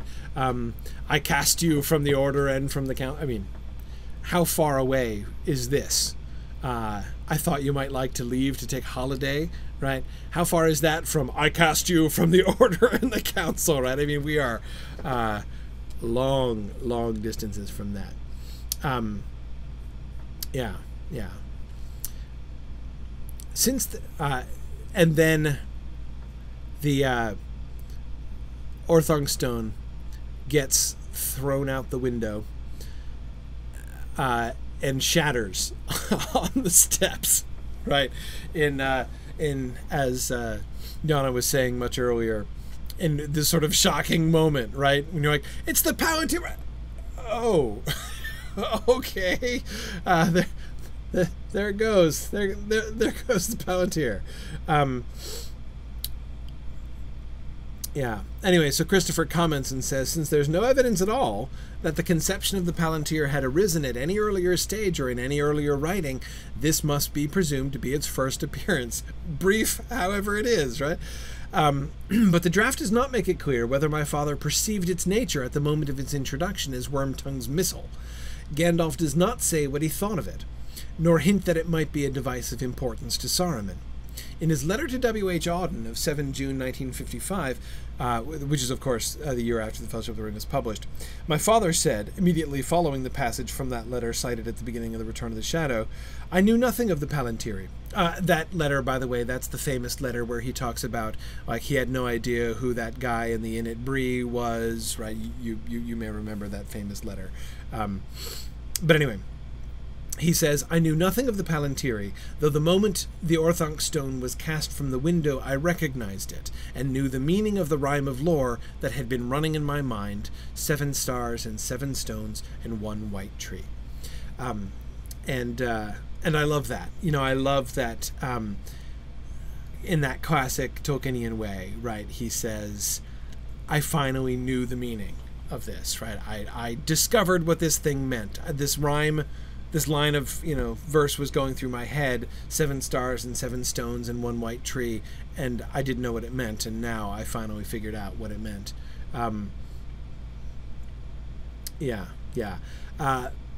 But Christy, I was thinking exactly the same thing. Christy Simonson says, we never do get an explanation of the 7 stars, do we? No, and I have thought and talked about that quite a bit lately, especially, of course, in some of my Lord of the Rings Online explorations, when I've been looking at a lot of Arnorian ruins, which feature clusters of 7 stars all over the place, right? As, of course, the Lotro designers also are remembering that line. But I don't know exactly what the 7 stars mean either. 7 stones, the white tree we know, the 7 stones we know, the 7 stars we don't know. But Christy, it strikes me that this might explain why I don't know the answer to the 7 stars, right? And it suggests to me that Tolkien is being completely truthful, being completely accurate in his memory here, right?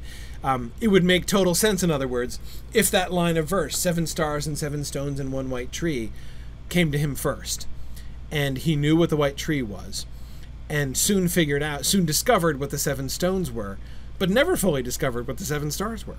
I can totally imagine that.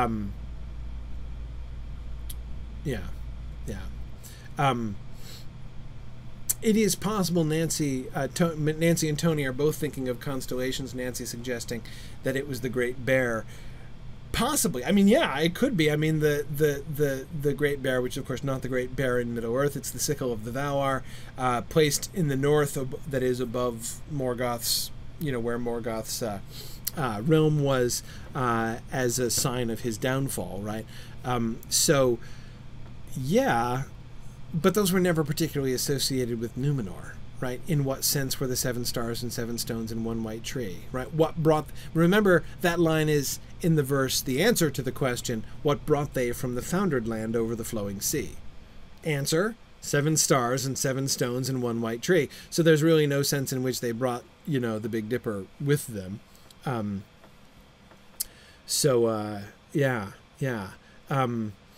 I don't... I don't know. I still don't know what the stars are.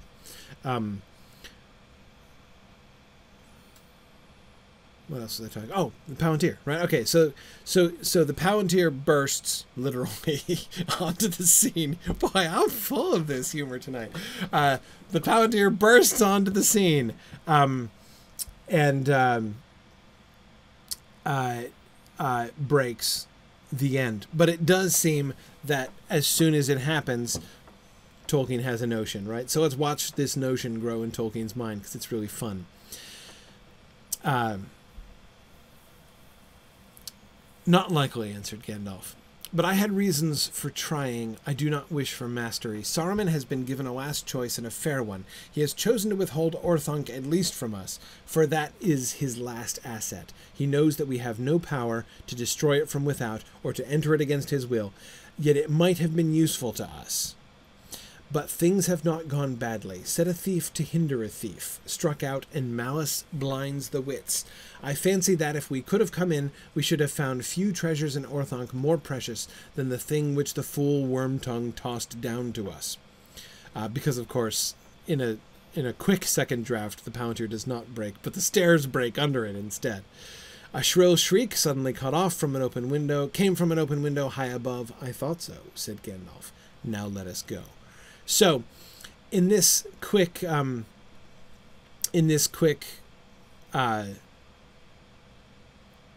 change, right? This second draft, when the Palantir does not break, we quickly get the idea that Wormtongue has thrown away, unwittingly thrown away something very valuable, and the scream of Saruman suggesting that that is true, right? And so this would seem to imply that, like, the full story of the Palantir is right there, and the link to Mordor and everything else. But it's quite clear from the later drafting that that's not the case at all, right? He has not at all figured out the story. Notice, though, so as we're tracing the development of the Palantir, obviously this is a really important passage, but notice one thing in passing here. When Gandalf talks about what are his reasons for trying to do what he did, right? To offer Saruman a chance to repent, a chance to join them and to help. He says he doesn't wish for mastery. That's one reason why, right? Because he's not just going to come and claim authority over the dude, right? He would like to work with him. He was given a last choice and a fair one. He knows that we have no power to destroy it from without, Orthanc, that is, or to enter it against his will, yet it might have been useful to us, right? That's really interesting. Orthanc might have been useful to Gandalf and company. I wonder how. I don't know how. What use would Gandalf have put Orthanc to? I mean, I'm not saying that, like, having an impregnable tower isn't handy, right? But it's surely a bit out of the way, right? They're not thinking of holding up here, right? Finding a defensible position doesn't seem to be in Gandalf's plans. I don't know what Gandalf is thinking when he says that there. But Yana, I agree. It does. This does sound like a leader of the Order wanting to reconcile things. He doesn't want to have to kick Saruman out of the Order. Yeah, I agree with you with that. And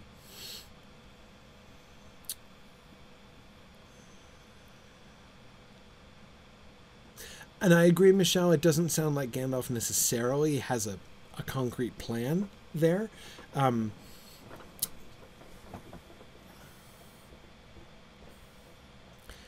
It's just I would think of all of the possible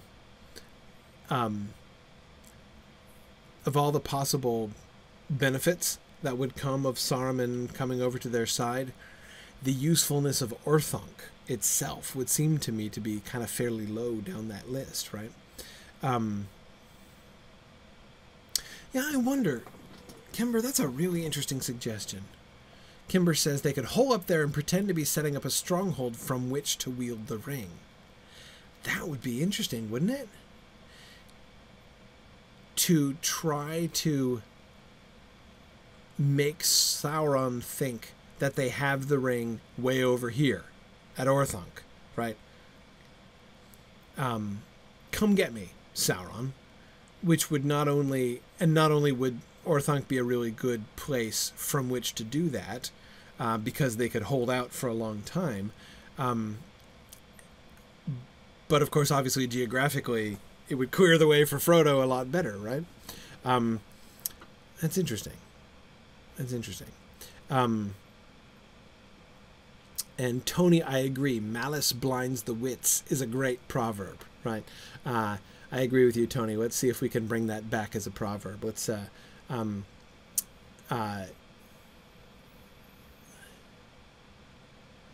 yeah, malice blinds the wits. Let's see if we can use that proverb on Twitter in the next couple days. Except proviso, it has to be employed in a way that has nothing to do with Donald Trump. Because too much of Twitter does have to do with Donald Trump. So yeah, but in other cases, absolutely. Let's see if we can apply it. Let's see.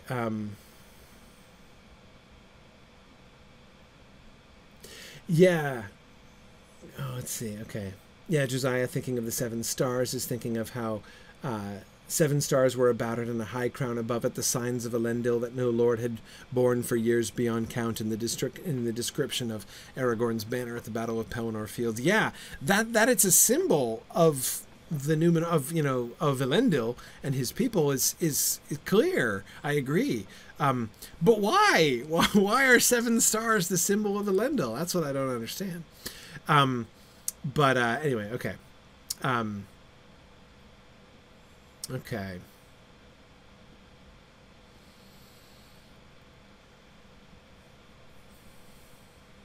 Okay, let's see.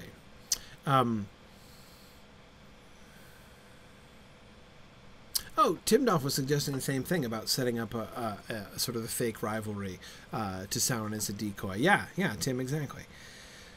Okay. All right, so the real question becomes, all right, so we have this concept of Wormtongue throwing down something valuable and Saruman knowing it's valuable, but Wormtongue obviously not knowing that it's valuable. So what does that mean? What does that tell us then about the status of the Palantir in Tolkien's mind at this point, right? Yeah.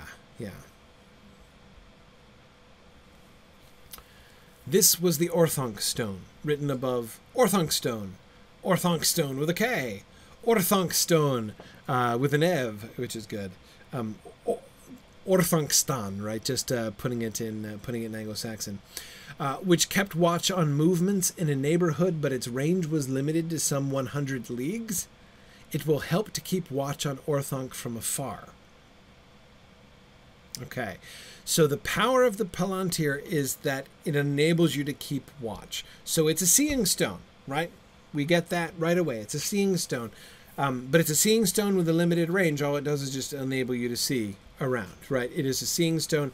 It is not a communications device.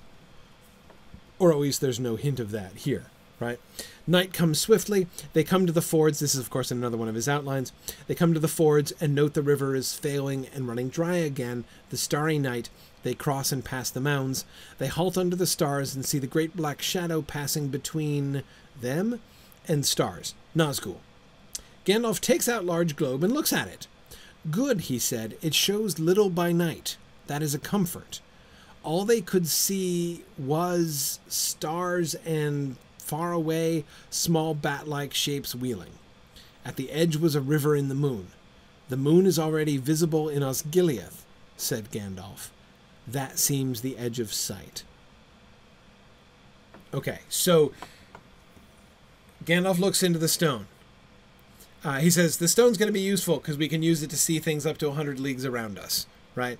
And then he takes out the stone and looks at it. After the Nazgul, so the Nazgul passes by. Gandalf's first impulse, whoosh, he whips out the Orthanc, because he's got like a magic telescope mic, right? So he, all he can see is stars and small bat-like shapes wheeling far away. So you can see the winged Nazgul, but most of them are really far away, right? So this is a loner that just flew above them. Loner, not Loaner. They haven't borrowed the Nazgul. But anyway, so on the edge was a river in the moon. So he can see Anduin. He can see Osgiliath. And I love the time zone thing, right? Gandalf pointing out that in Osgiliath the moon is already visible, right? Even though here the moon isn't up yet, right? That's really fun. But Josiah says Gandalf gets a mini map. Yeah, exactly. Exactly. Yeah. Yeah. Good. Oh, you're right, James. James Liebeck points out, no, the Nazgul is riding a loner fell beast because he got his other one shot out from under him, so he had to get a loner. Yeah, fair enough. Fair enough. Yeah. Yeah, very good. Okay, so, and the good, he said it shows little by night. I find puzzling. He can't mean you can't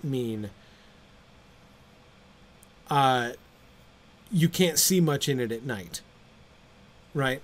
Because that's what's good about that. He has it, right? So he's not going to look at it and see like, I can see almost nothing. Good, right? No, he wants to see something, right? So he can't mean that. So I have to think that the only thing that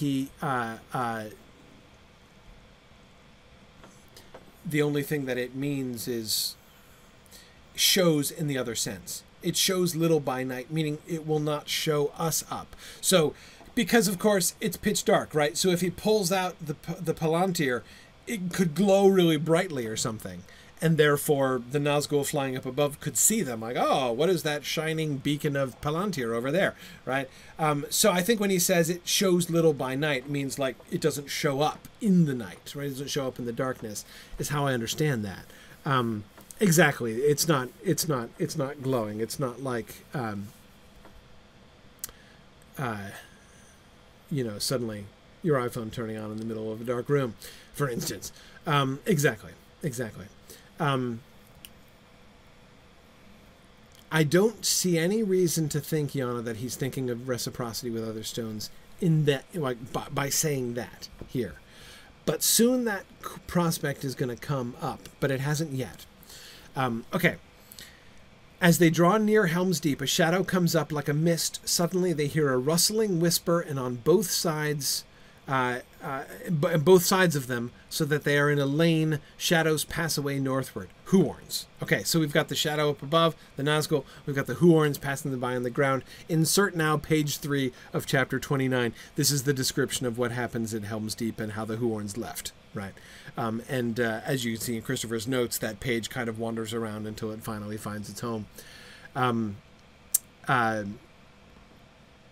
Next day, they ride with many men in the Westfold Vale, and by paths winding among the mountains, they strike the Dunharrow ravine on the second day and find folks streaming back to Eodoras. Aragorn rides with Éowyn. You sly dog, you. Yeah, we've had some fairly heavy hinting about Aragorn and Éowyn, right? The fact that he's thinking about making a big deal about them riding together makes a lot of sense based on what we saw before. Gandalf looks at the dark crystal on the terrace before King's house. They see quite clearly Orthanc, Ents moving, water all very small and clear, horsemen riding over the plain from west and north, strange figures of various kind from Minas Tirith. It only shows lights and men, no country. That's interesting. So, okay. But see, no, Yana, I don't think it does hint at reciprocity at all. He's worried, he's using it as a way to see remote places, right? Gandalf is. He's worried about him being seen looking into it by somebody up in the sky, right? But he's not worried about the landscape looking back at him, right? I don't see any hint of that here. It's coming soon, but I don't see it yet. This concept, it only shows lights and men and no country, is really interesting. I don't, I'm not sure I can picture that exactly. How would you even know where they were if you couldn't see any of the countryside? Are we imagining that it's just like you look in and you just see like a gray, completely blank landscape with people on it?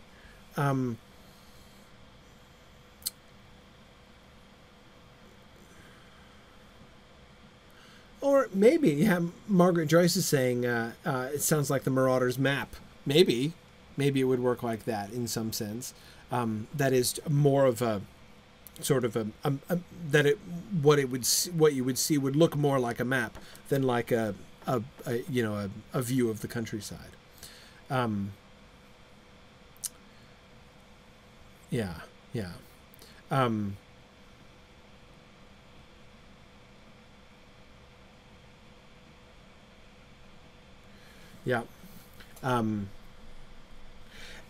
Stephen, maybe that's it. Maybe it's too dark to see anything but the lights and the men illuminated by the lights. Possibly.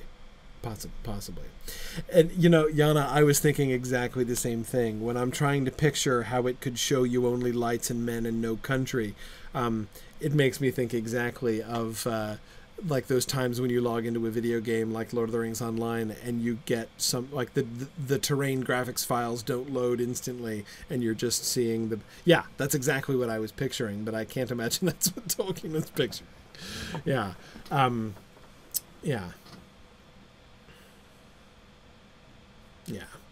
Okay. Still discussion about the 7 stars going on. So, yes, the stars are the symbols of Elendil. I know, but what do they mean? Why are the 7 stars the symbol of Elendil? Could it be that Elendil took the sickle of the Valar as his symbol? Maybe, yeah, but there's nothing to suggest that. I don't see that suggested anywhere, and even then, it doesn't seem to me to fit. Even if they are merely heraldry, if their significance is purely heraldic, only heraldic, it doesn't make any sense in that line. What did they bring from the Foundered Land over the falling sea? 7 stars and 7 stones and 1 white tree. 3 groups of items, right? 2 of them are physical things. They brought a physical tree with them. Yes, the tree is also their symbol, but they didn't bring a symbol. They brought a tree, right? And they brought 7 stones. So they've got 7 physical stones. They've got 1 white tree. What are the 7 stars? Symbols, right? What, on his banners? Sure, yeah. He's also going to bring white trees on his banners, but so what? Anyway, so I don't. It doesn't seem to fit. It doesn't seem to answer the question. And nowhere is that link between the 7 stars of Elendil and the sickle of the Valar made explicit. Do we even know? I don't know. I mean, so yeah, I'm dubious. Yeah.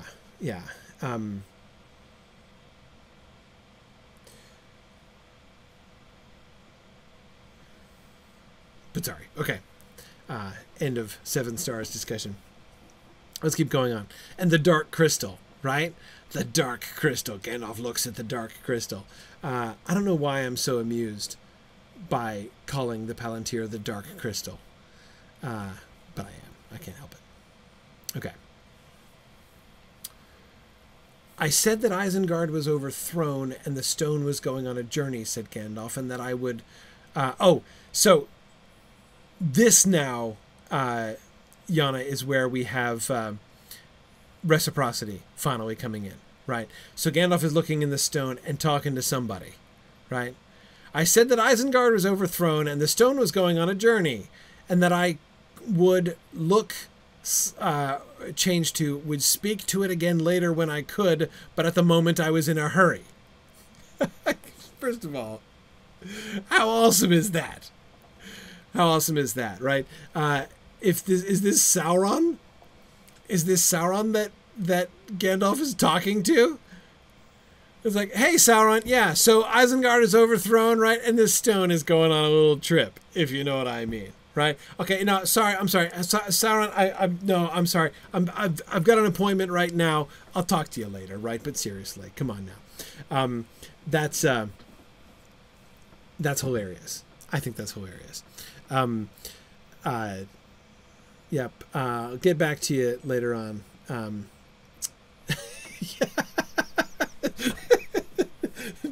Jennifer Pope says this is the Palantir equivalent of, oh, sorry, I'm cutting out. I'll call you back. Right? Yeah, exactly. That's pretty awesome. Yeah.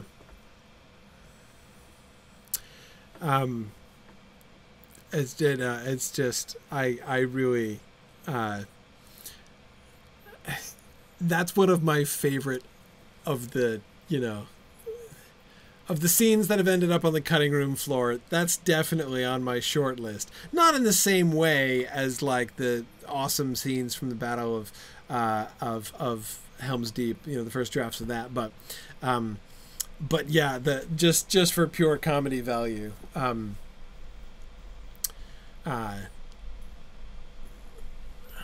I mean, in fact, really, that whole sequence sounds like it should be an XKCD comment or a comic or something. I mean, I know he's a big Tolkien fan. Totally should work. Your Palantir message is very important to us. Arthur says, yeah. It's like he's telling Sauron that his their conversation might be recorded for quality assurance purposes. But Brian, I absolutely agree. Gandalf has no hesitation in using the Palantir at the beginning, right? And of course, Brian, you can see why that should be, right? At the very beginning, he doesn't hesitate to use it because it's just an eyepiece, right? It's just a telescope, as Mike said. He's looking into it just in order to see the land about him. It's not a two-way communications device. And as Christopher was pointing out, it's fascinating to see that Tolkien seems to be kind of slow to make this connection, right? He, on the one hand, is saying there's this Palantir, what does it do? And he, so like, in the one hand, he's holding the problem, I've got this magical globe with unknown powers, what do I make it do? And in the other hand, he's holding the problem, there was some form of communication, some mechanism for communication between Orthanc and Barad-dûr that we've not yet puzzled out, right? Gandalf is already saying that. And it takes him a long time to kind of put these two things together and make what to us looks like the obvious step of connecting them together. It's sort of fascinating to me that he did take a while, so why should it? I mean, it's not that he's just like being slow on the uptake or something here. He seems to, the only thing that I can think of is that he's sort of resistant to that idea, right? That he doesn't want there to be a mechanism because it's those two problems so obviously seem complementary to each other. Is there some reason why he would not take that step? I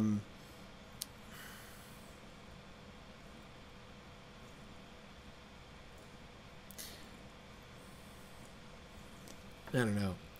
You're coming into wild, very wild speculations here, but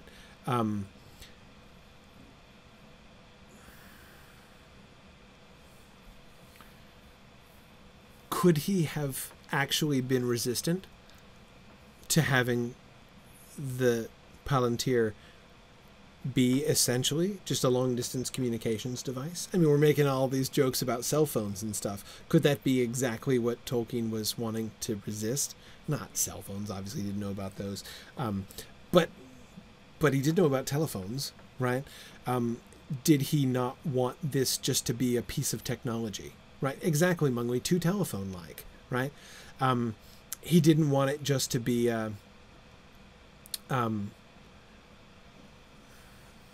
yeah, Mike, you're right. It's like a combination of the telephone and the television. Two pieces of modern technology that Tolkien didn't like very much, right? So, yeah, not to mention, Christy, as you say, it creates some other potential problems, removing tension to know what everyone is doing too easily. Christy, it's interesting that you should mention that. A discussion we had earlier on this year in my Silmarillion Film Project podcast series, where we're going through and doing our theoretical adaptation of the Silmarillion into a TV series. And we had a discussion about this because we're like, Feanor made the Palantiri, right? So did he bring any with him, right? Would he have had some of the Palantiri with him? Because, he might have done, right? He would have brought it with him if he had them. Right, and we immediately decided, no way, man. If they have Palantiri in the First Age, if the folks in Beleriand had Palantiri, imagine Turgon being able to just dial up Fingon and be like, hey man, how's it going over there in Dor Lomin? Oh yeah, no, things are chilling in Gondolin, right? We're good. It makes things it totally changes the story, right? It's sort of disastrous for the plot if you can do that. So yeah, I can see lots of reasons why he would kind of hesitate to do that. I have no idea why Tolkien actually hesitated. Maybe, yeah, I don't really know. But notice his response here. His immediate response, Auctor, he says, right? This is noting that he is saying, I love how he differentiates in his own hand his own thoughts from the thoughts of Gandalf. He doesn't want to mistake his own observation for Gandalf's observation later on. So he labels it Auctor, which just means author in Latin. No, I think the Dark Globe to be in contact with Mordor is too like the rings. Huh. Gandalf discovers that the Orthanc stone is a far seer, but he could not make out how to use it. It seemed capricious. It seemed still to be looking in the directions in which it was last used, he said. Hence, vision of the added 7 Nazgul above the battlements, the bat-like creature circling around. He was looking towards Mordor. So it's been looking east. He's still looking east. He's not looking any further than Osgiliath, right? And that's where he looks to east Osgiliath and sees the 7 Nazgul circling above the ruins of Osgiliath. Yeah.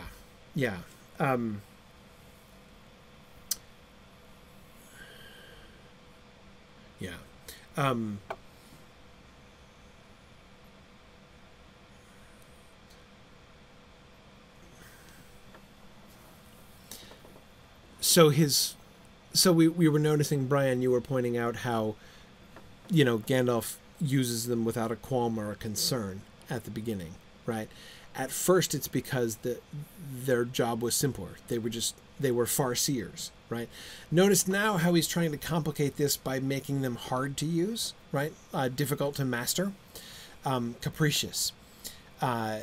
He can't make out how to use it, right? So we're going to limit Gandalf's usage of it that way. But to me, by far the most fascinating element here is that making the Dark Globe to be in contact with Mordor is too like the rings. I'm not sure I understand that.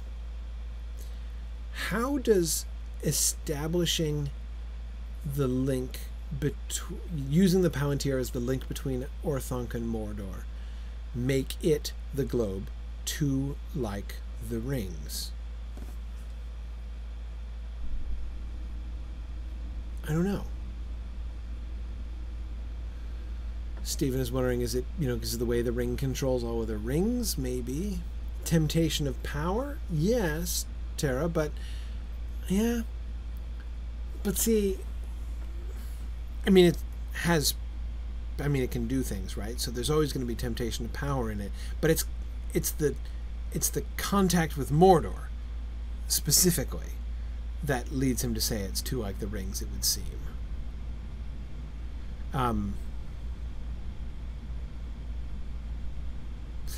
James Liebeck is thinking that it's just sort of another tool of the Dark Lord, right? To make it into yet another tool of the Dark Lord. Sauron can sense Galadriel, James Stevens. That's true, but he can do that without the ring. The ring's not used for that, right? It's not the mechanism of the ring.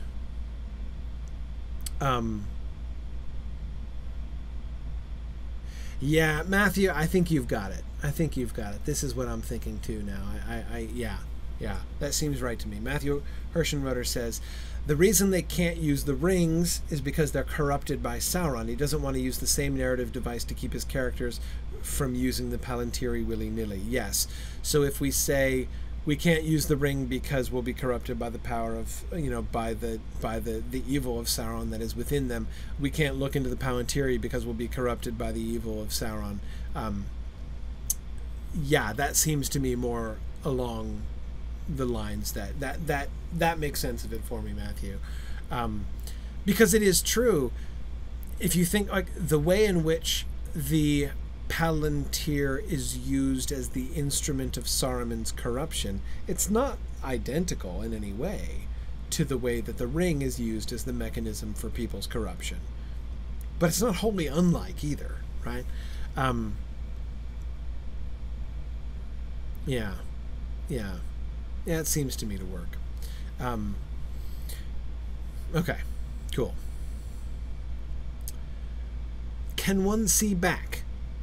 Possibly, said Gandalf. So here he has, and by see back, when I first read that, I thought that meant can you see back into the past, right? Because remember, Gandalf talks about that to Pippin in the published text, right? That he wishes he could look back and see the unimaginable mind of Feanor at work, right? So I thought when somebody was asking if one can see back that's what they meant.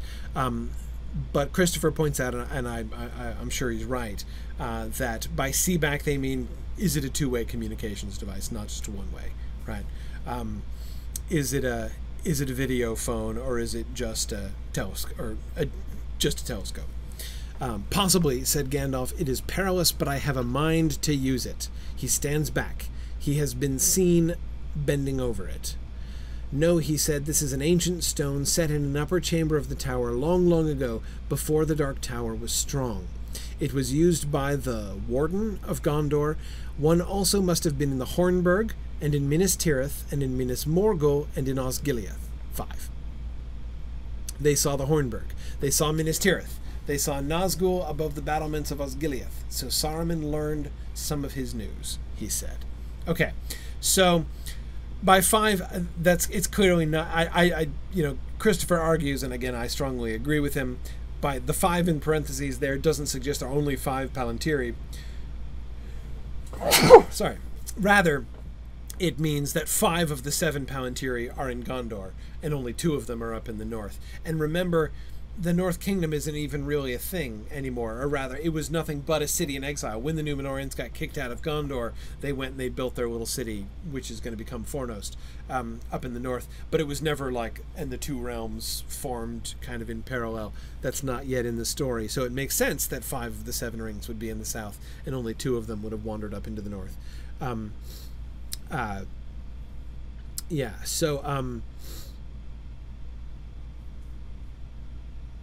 Anyway,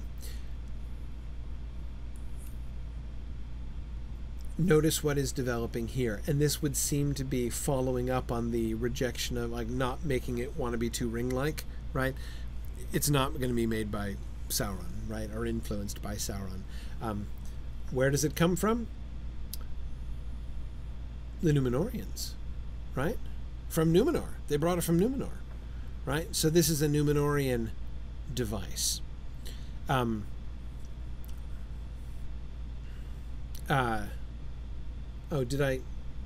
said 2 of the rings ended up north. Sorry, Yana. 2 of the stones. That is what I meant. Yeah. Jennifer, why the Hornburg and not Edoras? Because it was the Hornburg that was a Gondorian structure. Yeah, Edoras is just established by the Rohirrim. This would predate the Rohirrim, because yeah, it's a Númenorian thing. What was I going to say? Oh, apart from the fact that it's getting late and I should end soon because I'm keeping you late now. Oh, but darn it, there was something. Oh, yeah, Númenor. That's it. Okay, so thinking back to televisions and telephones again. Those of you who have been doing this with me for a while, remember that stuff from the Lost Road?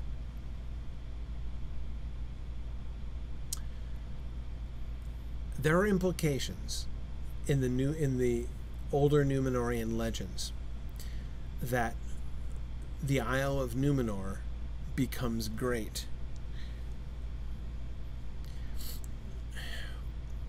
When the Númenorian army comes to Middle-earth and daunts Sauron into surrendering, it is not just mightier than Sauron's armies in that they are more numerous or have like slightly better armor or something like that, but that, and Brian Dimmick is thinking exactly the same thing, the Númenorians are technologically advanced. The armies of Sauron run because the Númenorians, when they have cannons and things, okay, they are technologically advanced compared to the rest of Middle-earth. So they're not just mightier in some kind of purely physical sense, they're technologically advanced. The Palantiri appear to be, here in this conception, a piece of Númenorian technology.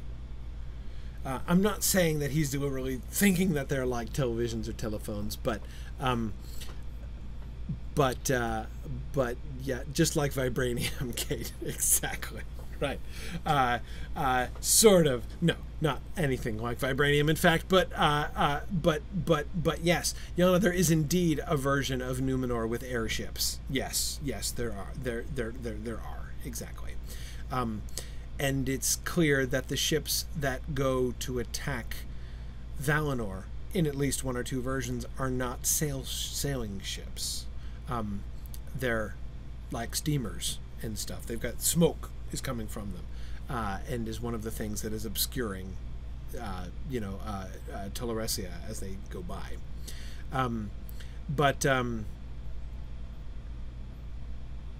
But Brian, see, it's one of the things that makes it complicated, though, isn't it? Right?